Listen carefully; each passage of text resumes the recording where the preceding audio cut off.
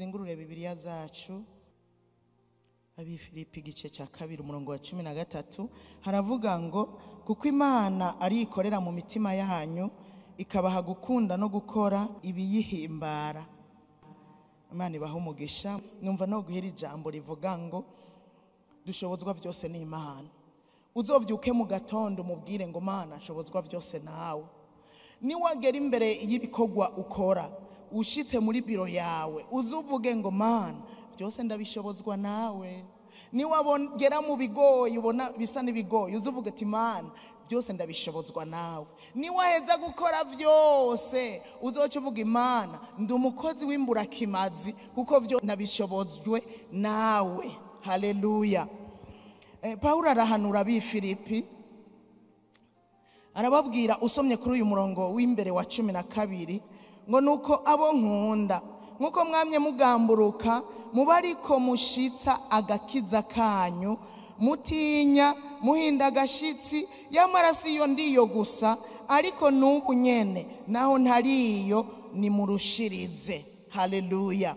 Aha Paulo yari karabahanura gushishikara gukorera Imana, gushishikara gushitsa iby'agakiza kabo kuko kuba twarakijijwe ni kimwe, ariko ikikurikira n'ugukora ibishimangira cyangwa ibishigikira ako gakiza. Aravuga ngo mubikore muhinda gashitsi mutinya, mu yandi majambo mubikore mwubasha Imana, mubikore mwumvira. Haleluya. Acarongerako ngo kuko Imana ari ikorera mu mitima yanyu ikabaha gukunda no gukora ibiyihimbara. Haleluya. Haleluya. Nero ariko arababwira ngo bashishikare gukora kwari no kubaremesha akavuga ngo ivyo muzokora si kubw'inkomezi zanyu murondeye kubikora n'inguvu zanyu ntabyo mwoshobora, ariko nimubeho muzi ngo Imana niyikorera mu mitima yacu. Mu yandi majambo mwirande disponible mwihimana muciye bugufi muyemerere ikorere mu mitima yanyu. Haleluya. Izokibashoboza no gukora ibiyihimbara. Yesu ashimwe. Hariho gukora tugakora ibyacu tugakora n'ibitayihimbara, ariko turetse akabari ikorera mu mitima yacu tuzosanga twakoze ibiyihimbara. Yesu ashimwe. Haleluya. Ikindi ni mwibuke erega turi ingoro yayo, turi ingoro yayo, turi urusengero rwayo, kandi ngo abonone urusengero Imana izobarandura. Kubera iki? Bazoba bariko barayizibira gukorera muri bo, bazoba bariko barayizibira kandi atabindi bikoresho yashizeho ari twebwe. Ngo abonone urusengero rero Imana izobarandura kuko iri muri twebwe kandi ikishaka gukorera muri twebwe kugira ngo dushitse ibiyihimbara. Yesu ashimwe. Haleluya. Yarongera arandikira ab'Ikorinto usomye aha mu cete cya mbere arabandikira yuko hari uburyo bwinshi bwo gukora, hari uburyo bwinshi bwo gukora, ariko Imana ni imwe ikorera byose muri bose. Yesu ashimwe. Turafise ingabire zitandukanye, ariko no muri izo ngabire dufise Imana idukoresha ni imwe. Imana iba muri twebwe. Uyu munsi Imana iba muri twebwe biciye muri mpwemu yera. Imana ikorera muri twebwe biciye mu burongozi bwa mpwemu yera. Kuko murabizi Yesu yavuze ngo sinzobasiga nk'imfubyi. Mu yandi majambo sinzobasiga mwenyene. Hari uwo muzosigarana, hari uzosigarara akorera muri mwebwe nkuko nari hagati yanyu. Hari uwundi azoza acaba muri mwebwe akorere muri mwebwe. Hanyuma rero acaturungikira umwitsa, umuvugizi. Haleluya. Uwutudefanda, uwutuburanira, umuhanuzi wacu, umwigisha wacu aramudusigira. Niwe rero akorera muri twebwe. Dufise uburyo bwinshi bwo gukora, dufise ingabire nyinshi. Wowe ufise uko ukorera Imana. Nama mvuga ngo nivuga butumwa turarivuga, ariko twese nidukora cyo kimwe, nituvuga cyo kimwe, ariko twese dukoreshwa n'Imana imwe. Ikaba ari ikorera byose muri twese. Muriko murabyumva? Niyikorera byose muri twese, niyikorera muri bose, byose ikabikorera muri twebwe. Yesu ashimwe. Ndakwibutsa yuko dushobozwa byose n'Imana. Aka kantu zo umarindwi ukaririmba Mana nshobozwa byose nawe. Ku mugoroba niwataha ukagira evaluation ukabona ibikorwa byagenze neza, uzoca uvuga ngo Mana ndagushimiye kuko nshobozwa byose nawe. Negenda babwire ngo umuntu azokwama yibuka ko ashobozwa n'Imana, nta bwibone buzomudugamo, nta bwibone buzomera muri we, nta bwibone buzoba muri we, kuko azomenya ngo nashoboye gukora iki, nagize inspiration, ishengero ndarihiki, nashobozwe n'uhoraho. Ariko rero abatibuka ko bashobozwa n'Imana, uza wumva urumva nabuvuze nababwiye yewe muzi yuko Imana idakoreye muri twebwe tutoronka icyo tuvuga. Imana idakoreye muri twebwe ntitworonka icyo tuvuga. Reka twame tuzi ngo ibyo dushoboye tubishobojwe nayo, kandi n'uburyo bwo guca bugufi imbere y'Imana, kandi umuntu wese azokwama muri we harimwo ngo Mana jewe burya nshobozwa byose nawe, ntacyo ntushobora gukora ntagufise. Nukuri Imana niwe izobandanya gukoreramo. Usomye muri Yohana 15 umurongo wa 5, Yesu niwe yari aravuga ngo ni jewe muzabibu w'ukuri, namwe muri amashami. Uwuguma muri jewe nanje nkaguma muri we, uwo niwe yama cyane. Mu yandi majambo uwo niwe nkoreramwo cyane, uwo niwe nkoresha ibihambaye cyane. Haleluya! Icyo dusabwa gikomeye nukuguma muri Yesu, tumenye ko niwe muzabibu w'ukuri, twebwe turi amashami. None amashami yo kwirata ku muzabibu? Amashami yo kwihayagiza jewe ndakaze, jewe mashami ndakaze, ata muzabibu wo buriki? Oya, niwe muzabibu w'ukuri, natwe turi amashami. Haleluya, haleluya. Kandi uwo muzabibu data ni wenyenewo, kandi ngo amashami atama data arayatuturira akayaca. Muravyumva yuko atabushobozi dufise, arayaca uko agomba, akayaca akayaterera mu muriro.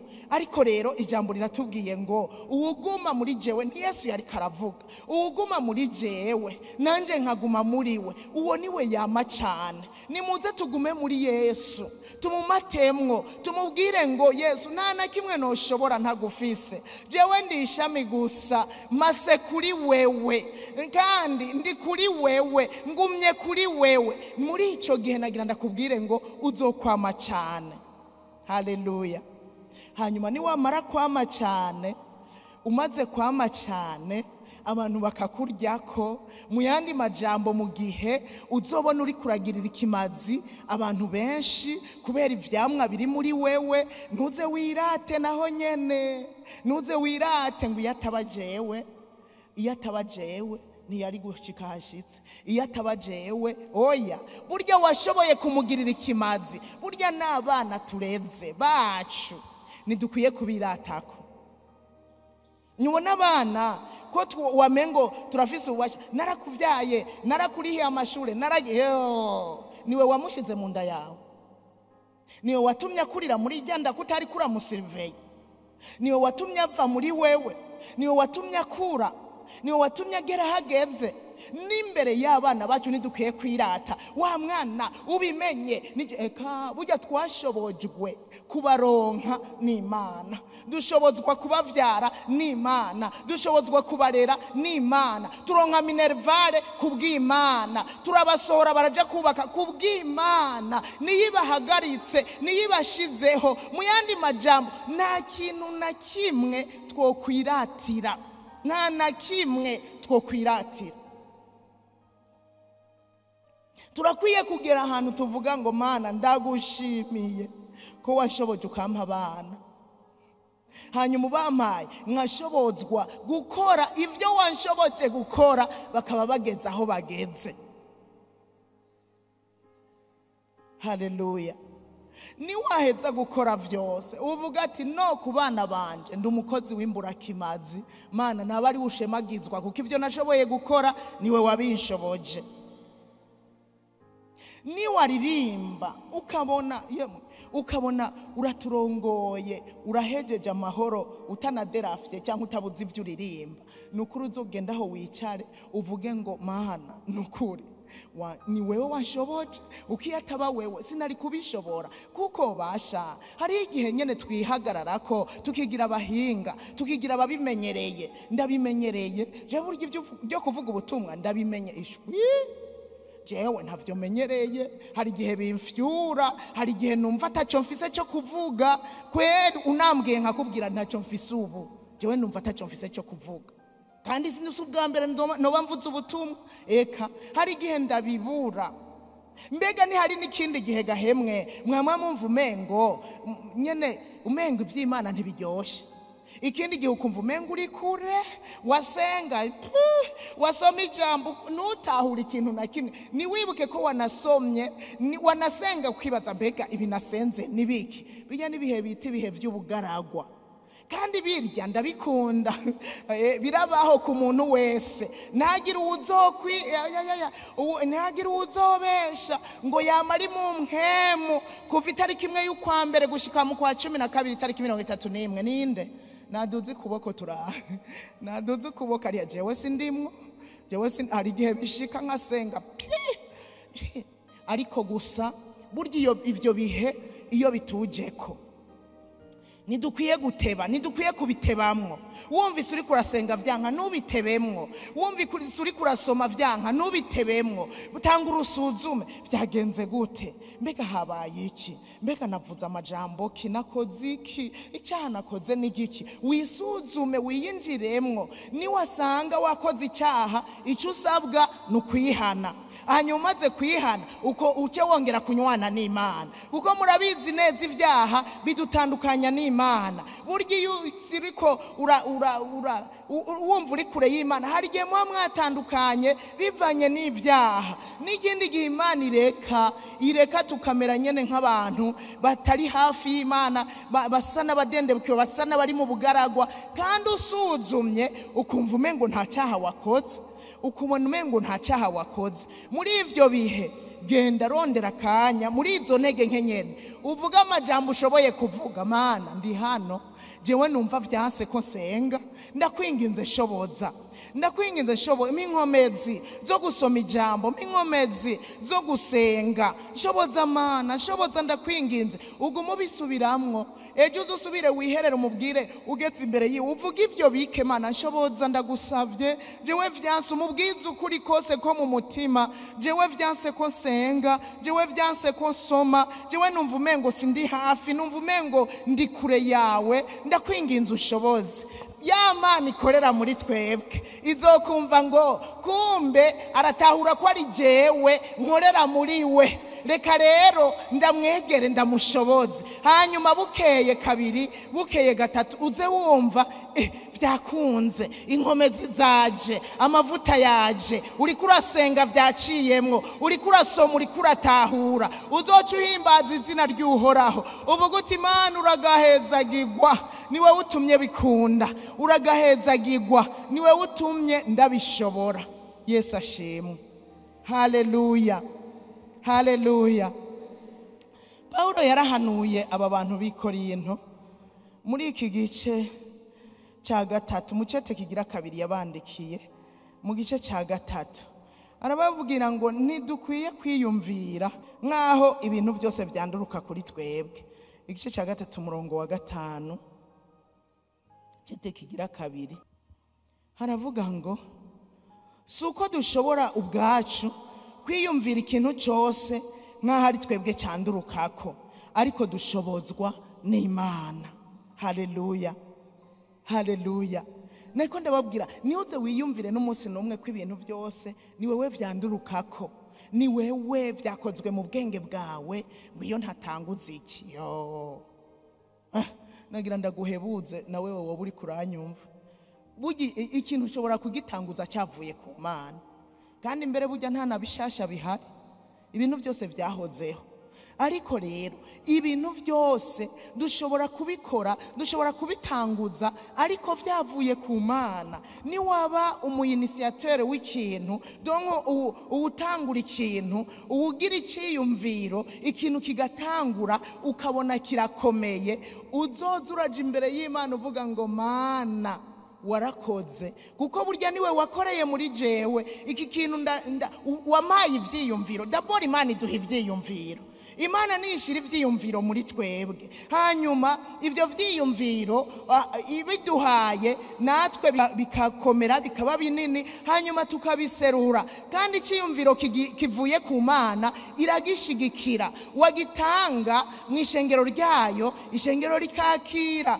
wagitanga mu bo hariya ku kazi bakakira. Ari iciyumviro cyavuye ku Mana iragishigikira, nubwo hari igihe Satani agerageza kubigwanya, ariko Imana irabishigikira. Ukazobona rero birakuze cya kiyumviro watanga cyakuze, cyamye ivyamwa, ukabona nyene bimeze neza, uzohindukirira Uhoraho. Niwave wiyumvira ngo burya ibintu byose vyandurutse kuri jewe. Oyaye eka nk'umuntu muri twebwe yo kwiyumvira ngo uru rusengero rwandurutse muri we. Oya, urugwavuye mu vyiyumviro vy'Imana. Ivyiyumviro vy'Imana bisohotse turaronka parcelle, na leta irimwo, aha na leta irimwo, aha n'umuntu wese yatanze 10,000 cyangwa yaronse 1,000 agatanga arimwo. Aha vyavuye mu vyiyumviro vy'Imana. Tuzoze turaza hano tuvuga ngo Mana turagushimiye kubwa runo rusengero, turaguhaye icubahiro. Burya rukomoka kuri wewe, no kugira ngo gubakwe rugere hano ni Imana. Ndababwije ukuri, ni Imana, ni Imana. Nubona nuwarucafye suko yagiye mu ishuri akavyiga, erega yashobojwe no kwiga ni Imana. Niyagira umuntu numwe muri twebwe azokwiyumvira ko ivyo ashoboye ari we vyandurukako, nagira umuntu numwe, ariko tumenye ngo vyose vyanduruka ku Mana. Mu yandi majambo, dushobozwa n'Imana. Haleluya, dushobozwa n'Imana. Haleluya. Imana yacu ni nziza, iragahezagirwa, kuko ari igenda idushoboza muri byose. Izi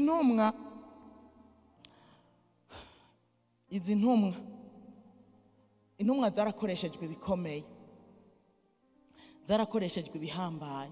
Aha nshaka ngo utahure ukuntu Imana ikorera muri twebwe, ukuntu Mpwemu Yera akorera muri twebwe. Usomye mu gice cya 1 umurongo w'8 yarababwiye ngo ariko muzohabwa ubushobozi Mpwemu Yera niyabazako. Mu yandi majambo, muzoshobozwa gukora ibikomeye Mpwemu Yera niyaza akagerera muri mwebwe. None nimuzi Mpwemu Yera ubushobozi bwiwe butarabazako ko bari batunye mu cyumba, kandi yarazi ko batoshobora. Yamaze kugenda yarazi ko batobishobora, uretse Mpwemu Yera akoreye muri bo. Nico gituma yababwiye ngo guma mu gisagara, nimugende muzoce muguma mu gisagara gushika mumaze guhabwa ubushobozi, aribwo Mpwemu Yera buva kuri Mpwemu Yera.